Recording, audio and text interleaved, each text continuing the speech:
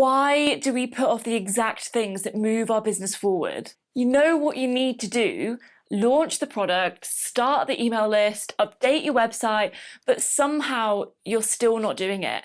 Instead, you're stuck in busy work, distractions, and doubt. In this video, I'm breaking down the real reasons that creative business owners procrastinate and giving you a practical framework to move forward. If you're tired of staring at your to-do list and doing nothing, or beating yourself up for not even starting, then this is for you. We are talking about why research and planning can actually be procrastination in disguise, and how perfectionism keeps you stuck even when it doesn't look like it. I'm also going to be talking about the real cost of creative overwhelm and how to create clarity with a step-by-step system for getting unstuck and building momentum. Plus, I'll be sharing the exact method I use to break out of the avoidance loop and how you can start applying it today. And if this resonates, hit that like button, subscribe, and let me know in the comments what you've been putting off. I'm Meg. I've grown a YouTube community of over 55,000 creatives, built a thriving illustration business with thousands of shop sales. I now coach other creatives, and this channel is where I share the practical advice, mindset shifts, and honest lessons that help you build a business that actually works for you. So let's talk about the avoidance loop. This is that pattern where you keep yourself busy with businessy activities, but you're not actually doing the thing that would move your business forward. You're researching, planning, you're scrolling through Pinterest for inspiration, you're reorganizing your to-do list for the third time this week, making lists and mood boards and gathering resources, and all of that feels productive. It feels like you're doing something. You're engaged, you're learning, you're preparing, so surely that counts. But research and planning are often just procrastination in disguise. Now, don't get me wrong, research absolutely has its place. Sometimes you genuinely need to learn something before you can actually do it. And sometimes planning is necessary, but there's a huge difference between productive preparation and avoidance behavior. And the way you know which one you're doing is by asking yourself, am I gathering information I actually need, or am I just delaying the moment when I have to start? Because here is what I have noticed, both in myself and a lot of creatives that I coach. We use research as a safety net. As long as we're still in the learning phase, we don't have to put anything out there. We don't have to risk failing, and we don't have to deal with the discomfort of actually doing the thing. For example, it feels safer to watch another tutorial than film your own video. It's safer to look at other people's websites than update your own, and it feels safer to read about email marketing than sit down and write the damn email. And I get it, because when I first started my business, I spent a long time in this loop. I remember when I was putting off launching my first digital product, I knew I wanted to create it, I knew what it would be, and I knew that there was a market for it. But instead of just making it, I spent so long researching. And actually, this has been one of the most expensive mistakes procrastination has ever cost me. And I'm gonna share here, even though it's a bit painful to talk about, because maybe it will save you from making the same mistake. So a few years ago, I decided that I wanted to make my own brush pack for Procreate. If you don't know, Procreate is an app to draw digitally on your iPad, and you can create brushes to give different textures. I couldn't find the exact brushes I wanted, so I thought, right, I'll just make my own and share them with my audience. Except I didn't just make them. I spent forever perfecting them, researching, testing, tweaking every little detail, watching tutorials on how to optimize them. I'm talking 6 months of this procrastination for a brush pack that was going to sell for £12, which is completely ridiculous when I say it out loud. But here is the kicker. While I was still in this endless cycle of research, which I can see now was just procrastination, I was still uploading to my YouTube channel, Fizz and Flourish, and one week I made this draw with me video, didn't think much of it, just me sketching away, chatting, showing my process, and because I still hadn't released my own brush pack yet, I used someone else's brushes in that video. I promoted their brush in the description and told people where they could download it. And that video is now sitting at 1 million views. If I had just stopped procrastinating, if I had just put my brush pack out there, even if it wasn't absolutely perfect, that video would probably have made around £20,000 in sales. And I'm getting that estimate based on how well my brush packs have sold on other videos since then. Videos that got 60,000 views, 80,000 views, great numbers, really good, but nothing compared to that 1 million view video. And that was a lesson that I had to learn the hard way, and a pretty expensive one too. So if you're sitting there right now, perfecting something, researching one more thing or waiting till it's absolutely ready, this is your sign to stop procrastinating and just get the thing out there, because the cost of waiting for perfect might be so much higher than you realize. Let's talk a little bit more about perfectionism, because I think it's one of the biggest reasons we procrastinate, especially as creatives. And here is the tricky part about perfectionism. It doesn't always look like perfectionism. It doesn't always show up as someone meticulously fussing over every little detail. Sometimes it looks like just not starting, because if you never start, you can't do it wrong.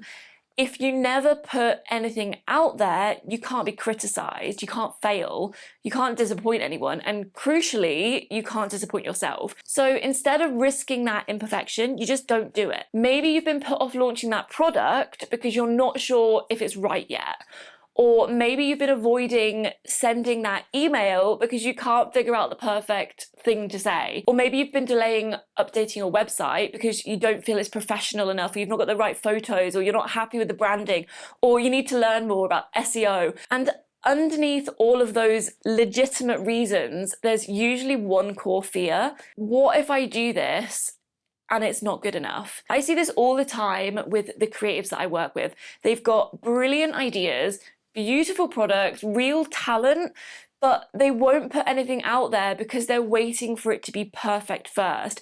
But perfect just doesn't exist. There's no magical point where everything is flawless and you feel completely confident and ready. That moment isn't coming. What actually happens is you wait and you wait and you wait for perfect, and meanwhile, other people who aren't maybe as talented or don't have ideas as good as yours, they're just doing it. They're putting things out there, they're making sales, they're building audiences, not because they're doing it perfectly, but because they're doing it at all. And I know that's frustrating to hear. Believe me, I've struggled with this so much. I'm naturally a perfectionist. I want everything to be polished and professional and just right before I share it. But I have had to learn, and I'm still learning, that done is better than perfect, always. Because done means that you actually put something out into the world, means that people can see it and respond to it and buy it. And done means that you get feedback that helps you improve for the next time. It creates momentum. Perfect, on the other hand, keeps you stuck. And something else I've realized about perfectionism, it's often not really about the thing itself. It's about what the thing represents. Like when I was procrastinating on launching that digital product I'd mentioned earlier, I told myself it was because I needed to make sure it was really valuable, really comprehensive, really worth the price that I was charging. And I told myself I was just being thorough. But actually, I was terrified of what it would mean if I launched it and it didn't sell, because I'd done all of this work, put all this effort in, like really tried my best. And if people still didn't want it, that feeling would be devastating. I'd feel like I wasn't good enough. So it was safer to not launch at all, to keep tweaking and improving and telling myself soon, because as long as I hadn't launched, I couldn't fail. But you know what? Eventually I did launch and it wasn't perfect. The sales page didn't really exist. One of the videos I created to promote it had dodgy audio. I didn't have all the nice graphics packaging. I kind of threw it together last minute because it was a bit of an afterthought. And guess what? People still bought it. People still found it valuable. People thanked me for creating it, and it's made thousands of sales. And those now passive sales kept me going when I took a seat back during maternity leave. And if I'd kept putting them off, that wouldn't have been the case at all. My customers didn't need them to be perfect. They just needed to help them solve a problem. And my imperfect product did that. So if you've been procrastinating because you're afraid of doing it wrong, I want you to hear this. There is no wrong. There's only learning. There's only trying and improving and trying again. And the only real failure is just not trying it at all. So what would it look like to let go of perfect? Because I promise you, imperfect action will get you so much further than perfect inaction. There's another really common reason for procrastination, and that's overwhelm. This is when you've got so many things that you want to do, so many things you need to do that you should do, that you end up doing none of them. It's like your brain has too many tabs open and everything's just frozen. So when you sit down to work, you just can't. Because where do you even start? There's the product that you wanted to launch and the email that you need to write and the Instagram posts that you should schedule, the finances that you need to sort, the website updates and the collaboration that you were thinking about, and about 17 other things as well, all screaming for your attention all at once. And so you do nothing. Because doing something means choosing one thing, and choosing one thing means not choosing the others. And what if you choose the wrong thing? What if you spent your limited time on the wrong task and then you don't have time for the thing that actually mattered? So instead, you freeze, scroll your phone, and tell yourself that you'll figure it out tomorrow when your brain's less foggy. This is overwhelm, and it's really common, especially for creatives running their own businesses, because you're responsible for everything. You're the maker, the marketer, the accountant, the customer service rep, the content creator. Every single thing falls on you. And when you look at everything that needs doing, it genuinely is overwhelming. It's too much for one person. So of course you're going to feel frozen.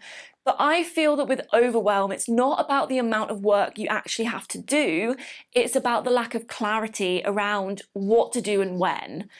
Think about it. You could have a really full, busy day where you get loads done and you feel energized at the end of it.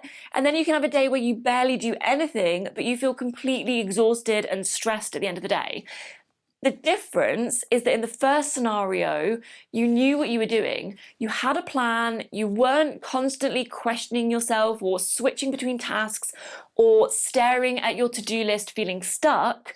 And in the second scenario, you were just overwhelmed. You had too many options, no clear priorities, and you spent all of your energy just trying to figure out where to start. And the solution to overwhelm isn't to magically have less to do. The solution is to create clarity. And that means you need two things. First, you need to get everything out of your head. Write it down, every single task, idea, project, thing that you feel like you should be doing, get it all out. Because when it's all in your head, it feels massive and chaotic and impossible. But when it's written down, it becomes manageable. You can actually see it and what you're working with. Second of all, you need to prioritize. Not everything needs to happen right now. Some things are urgent, some things are important, and some things are just nice to do at some point. I like to use a really simple framework for this. I look at my big list of everything and I ask myself 3 questions. Will this directly make me more money or move my business forward right now? If yes, it's high priority. Is this something only I can do? If yes, it stays on my list. If no, maybe I can automate it or just not do it at all. And thirdly, what happens if I don't do this for another month? If the answer is nothing major, it goes to the bottom of the list or just gets deleted entirely. Once you've done that, you should have a much shorter list of things that actually matter right now, and then you can start making a plan for when you're going to do them, which brings me on to the next section, because knowing what to do is one thing, but actually doing it requires structure, and that's what we're going to talk about next. So you've done your prioritization list, you know exactly what needs to happen, but you're still not doing it. Why is that? It's probably because it still feels too big and too vague, And this is where the structure comes in. And I know structure might sound boring or restrictive, but honestly, it's the most freeing thing you can do for yourself, because structure creates clarity and clarity creates action. Let me show you what I mean. Let's say one of your priorities is to launch a new product. Okay, great. But that's still really vague. What does launch a new product actually involve? Well, you need to finalize the product design, source or create the product itself, take photos, write product descriptions, set out your listing on your website or Etsy, plan your pre-launch content, your launch content, create graphics, write emails, actually post about it, and then fulfill orders. That one item, launch a new product, is actually about 15 different tasks. So it's no wonder that it feels overwhelming. It's no wonder that you're procrastinating. So the first step is to break it down. Take that big, vague goal and turn it into a list of specific tasks. And I mean really small. Even create launch content is still too big. I'm talking about specific tasks like create 3 Instagram carousels, film a behind the scenes reel, or design a post about the product features. The more specific you can be, the easier it becomes to actually do. Because instead of staring at this massive mountain of launch a new product, you're looking at one small task. Make an Instagram carousel. So step 1, break it down. Step 2, assign it. And by that, I mean give each task a specific day or time. And this is where time blocking comes in. And honestly, it's been the biggest game changer for my productivity in my business. Instead of having a vague to-do list that you hopefully get through at some point, you actually structure each task into your calendar. So you're not just saying, I need to write those emails. You're saying Tuesday at 2 p.m, I'm writing emails for 30 minutes. And then when it's Tuesday at 2 p.m, when it rolls around, you don't have to be thinking about what you should be doing. You just look at your calendar and go, oh, I'm writing emails now. And you do it. This removes so much of the mental load, because every time you have to make a decision about what to work on, you're using up your energy. But when you've already made a decision in advance, when it's scheduled in your calendar, you're just following the plan. Now, I know some people hear time blocking and they think that it sounds really rigid, like you're not supposed to be spontaneous or flexible or go with the flow, but it doesn't have to be like that. Time blocking isn't about controlling every minute of your day. It's just about making sure that the important things have space. You can still leave gaps for creativity or rest or dealing with unexpected things. You're not overscheduling with an unrealistic amount of work. You're just making sure that the tasks that matter, the ones that keep procrastination happening, actually have a designated time slot. When you time block properly, you actually get more done in less time because you're focused, you're not multitasking or getting distracted, you're just doing one thing you said you'd do. So if you've been struggling to make progress on the things that really matter, pick your top priority, the one thing that would move your business forward most if you just did it.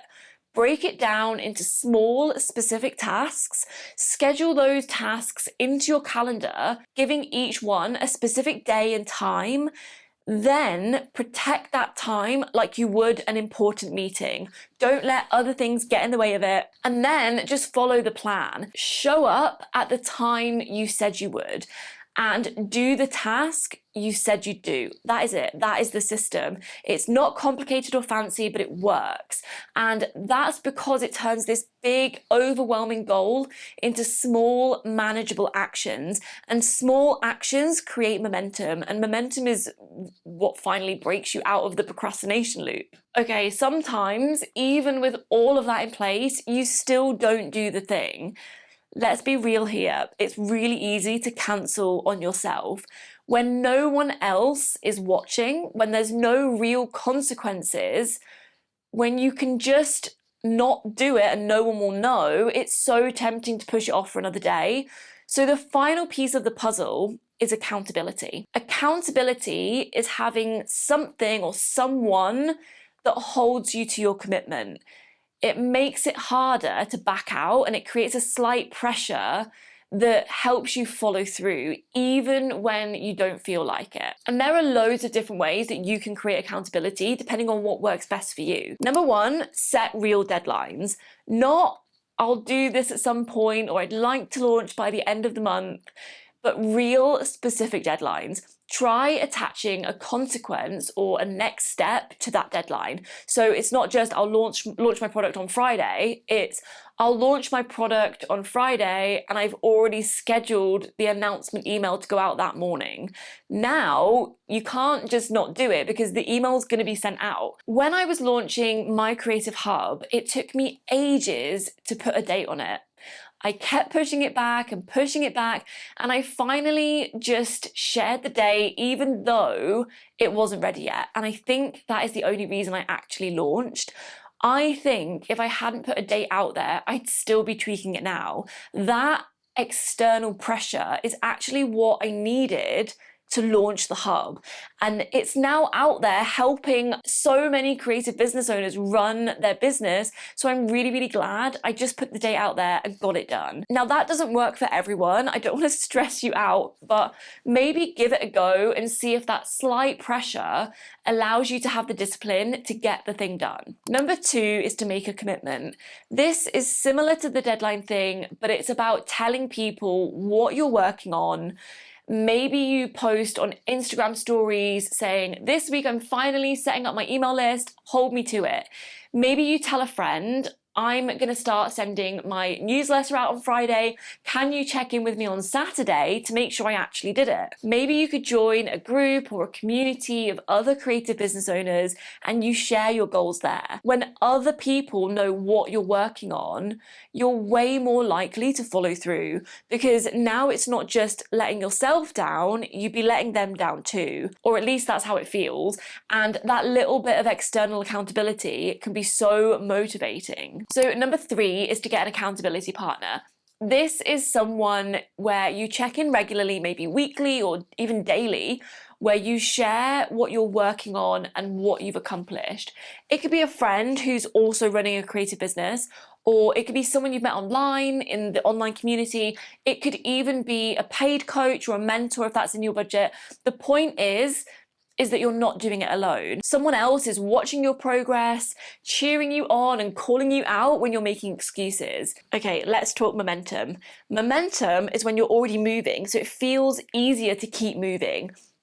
Think about it. The hardest part isn't doing the work, it's starting.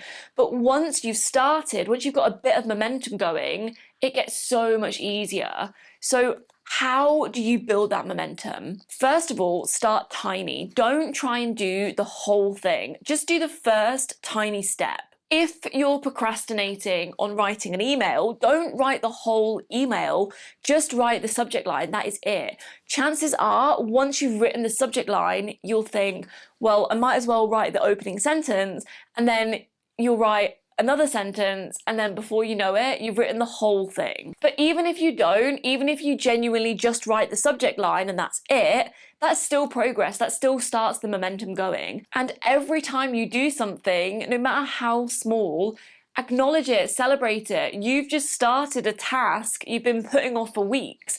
Go tell someone, post about it. We're so quick to dismiss our accomplishments, especially as creative business owners. We finish one thing and immediately move on to stressing about the next thing. But if you never pause to acknowledge what you've done, you never build that sense of momentum. So celebrate even the tiny stuff. Try and keep that streak going. If you've been procrastinating on something for a while, commit to working on it for just 10 minutes a day. That is it, 10 minutes. That's not a very big commitment. And chances are, by the end of day 3 or 4, you'll have built up enough momentum that you actually want to keep going. So if you've been procrastinating, if you know what you need to do, but you can't seem to do it, it's likely that you're stuck in the avoidance loop, or you're paralyzed by perfectionism, or you're overwhelmed by too many competing priorities. And the solution isn't to just try harder or force yourself to be more disciplined. The solution is to create systems that make it easier to take the action. Break things down into tiny steps. Schedule those steps into your calendar. Create accountability so that you can follow through and build momentum with small wins. And give yourself permission to do it imperfectly, because imperfect action will always, always beat perfect inaction. You're capable of making progress and you're capable of moving forward. You might just need a bit of structure to support you. And if you want that structure already built for you, if you want systems for planning, tracking, and actually executing your ideas, that's exactly what my Creative Hub offers. It's got everything you need to stop procrastinating and start building real momentum in your business. You can find all the details below or head to mycreativehub.io. But whether you get the hub or not, I just want you to know, you really can do this. You just have to start. That is it from me. I shall see you next week.